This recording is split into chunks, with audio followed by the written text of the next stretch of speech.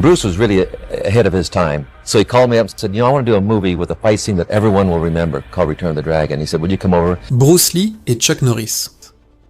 Pourquoi Hollywood avait peur du dragon? Et la vérité que Chuck Norris révèle 50 ans après. Tu crois que c'était juste un film?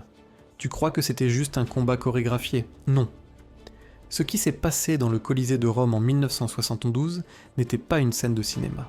C'était un miracle volé à l'histoire.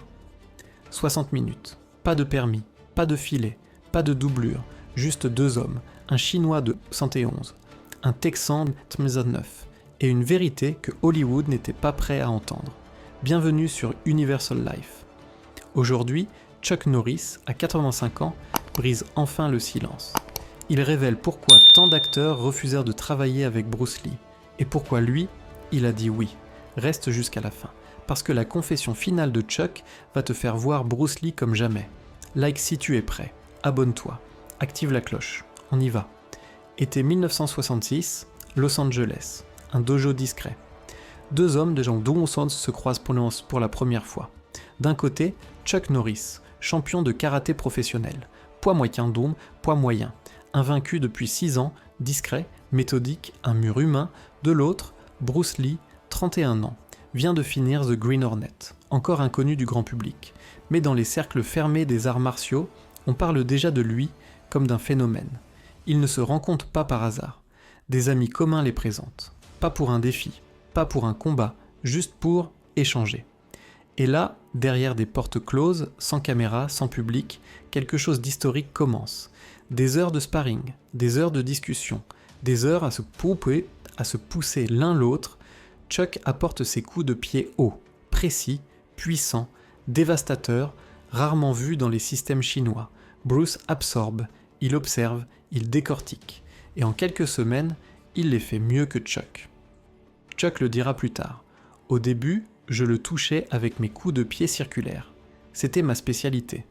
Mais Bruce, il n'avait pas besoin de gagner le premier round. Il avait juste besoin d'observer. Une fois qu'il avait vu, c'était fini. Il raccourcissait le mouvement. Il le combinait avec ses mains. Il le rendait imprévisible. Chuck, c'était comme essayer de frapper un fantôme qui pense 10 coups à l'avance. Mais il n'y avait pas de rivalité. Juste du respect. Du vrai. Bruce parle pendant des heures. Des limites des styles rigides. De la philosophie du combat. De l'idée qu'un artiste martial doit être comme l'eau. Chuck écoute, fasciné. Et c'est là que naît une amitié. Une des rares vraies amitiés d'Hollywood. Pendant ce temps, Bruce se bat contre autre chose. Hollywood. Il reçoit des refus, des portes qui claquent, des acteurs qui ne répondent pas à ses appels, des producteurs qui veulent le cantonner à des rôles de sidekick asiatique.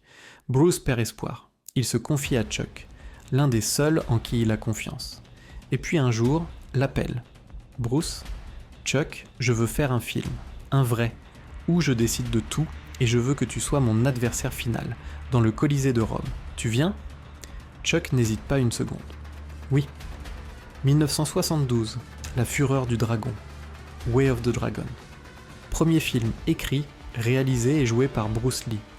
Le décor final, le Colisée, pas de studio, pas de fond vert, le vrai Colisée. Mais il y a un problème, pas de permis de tournage. Solution? L'équipe soudoie les garde, 60 minutes, pas une de plus, 60 minutes pour filmer la scène de combat la plus légendaire de l'histoire du cinéma. Pas de doublure, pas de câble, pas de ralenti, pas de seconde prise possible. Ce que tu vois à l'écran, c'est ce qui s'est passé, en une seule prise, en vrai. Et là, dans cette arène vieille de 2000 ans, deux philosophies s'affrontent. Bruce, fluidité, adaptation, Jeet Kune Do.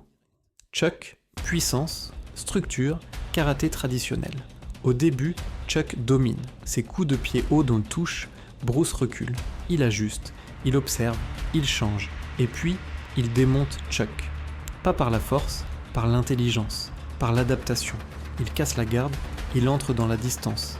Il finit au sol, et quand Chuck perd, il sourit. Pas d'humiliation, juste du respect. Cette scène n'est pas un combat, c'est une conversation entre deux hommes qui se respectent profondément, et le monde entier va tomber amoureux. Mais revenons à la question. Pourquoi tant d'acteurs refusèrent de travailler avec Bruce Lee? Pendant des décennies, Chuck est resté silencieux, comme Joe Lewis, comme Mike Stone, comme tous ceux qui avaient sparé avec lui, mais aujourd'hui, à 85 ans, il parle. Et sa réponse est brutale, pas de filtre. Ce n'était pas parce que Bruce était arrogant, ce n'était pas parce qu'il était difficile, ce n'était pas parce qu'il voulait humilier, non. Les acteurs avaient peur d'être exposés. Chuck, il ne jouait pas les arts martiaux, il était un artiste martial, il le vivait, il le respirait. Sur un plateau, Bruce ne faisait pas semblant, il était réel, chaque mouvement venait d'années de sueur, de sang, de douleur, et quand tu te tiens à côté de ça, soit tu montes ton niveau, soit tu fuis. La plupart fuyaient, parce que Bruce était un miroir. Il reflétait la vérité. Et beaucoup n'aimaient pas ce qu'ils voyaient. Ils avaient construit leur carrière sur l'illusion. Des câbles, des doublures, des ralentis. Bruce, il n'avait besoin de rien. Il était rapide, vraiment rapide, puissant, vraiment puissant, dangereux, vraiment dangereux, et ça terrifiait Hollywood. Chuck, les gens qui critiquaient Bruce, c'étaient toujours ceux qui ne l'avaient jamais affronté. Ceux qui avaient sparé avec lui, ils ne parlaient pas, ils respectaient Joe Lewis. Bruce m'a appris à voir le combat autrement, à lire les angles, le rythme, le souffle. Mike Stone. Il a changé ma vision du monde. Même les puristes qui détestaient le Jeet Kune Do, ils le craignaient, parce que Bruce ne respectait pas les règles. Il les cassait et il gagnait. Chuck, s'il s'était agi d'un vrai combat, Bruce m'aurait battu, et je le dis sans honte, parce que c'était la vérité. Cette phrase, venue de Chuck Norris, l'homme qui n'a jamais perdu en compétition, ça veut tout dire.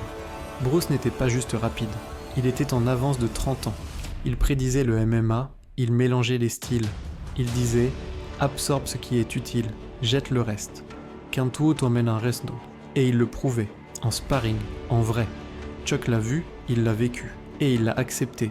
C'est pour ça qu'il a dit oui au Colisée. Pas pour la gloire, pas pour l'argent, pour l'honneur, pour être aux côtés d'un génie.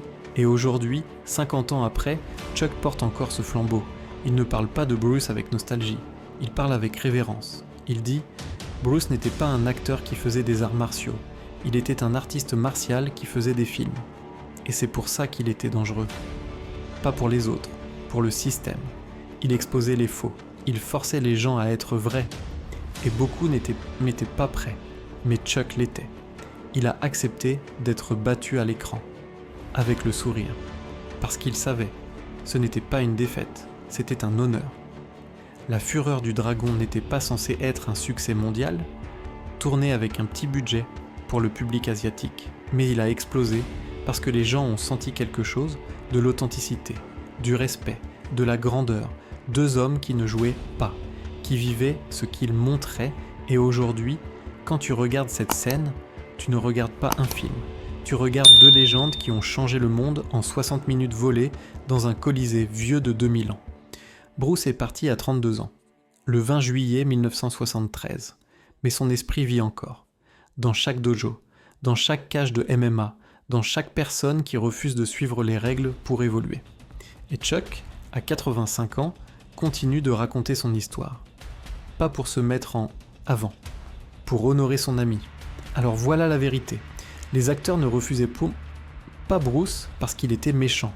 Ils le refusaient parce qu'il était trop réel. Et dans un monde d'illusions, la réalité fait peur. Mais pas à Chuck Norris. Lui, il a dit oui. Et il a gagné quelque chose de plus grand qu'une victoire. Le respect éternel d'un dragon. Alors dis-moi en commentaire, as-tu déjà été face à quelqu'un d'aussi authentique que Bruce ? Quelqu'un dont la simple présence t'a forcé à te dépasser ? Partage ton histoire. Et si cette vidéo t'a touché, like, abonne-toi, active la cloche. Prochaine vidéo. Les 7 leçons que Bruce Lee m'a apprises que personne n'utilise. À très vite. Be water, my friend.